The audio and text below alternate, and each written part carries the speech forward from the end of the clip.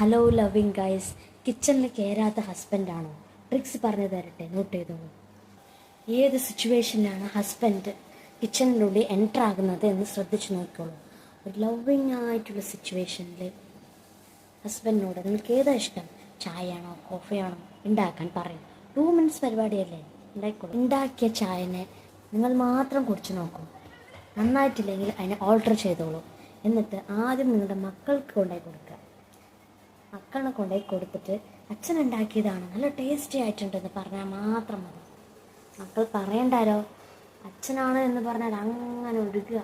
അങ്ങനെ നിങ്ങൾ ഹസ്ബൻഡിനെ പൊക്കാൻ തുടങ്ങിക്കോളൂ. സൂപ്പർ ടേസ്റ്റായി, എന്തൊരു കൈപുണ്യം, ഞാൻ എൻ്റെ ലൈഫിൽ കുടിച്ചിട്ടേ ഇല്ല ഇതുപോലത്തെ ഒരു ചായനെ എന്ന് പല വാക്കുകളും എക്സ്ട്രാ തേനെ മാനെ പൊന്മാനെ ഒക്കെ ഇട്ടു. നെക്സ്റ്റ് ഒരു കടി ഉണ്ടാക്കാൻ പറയാം.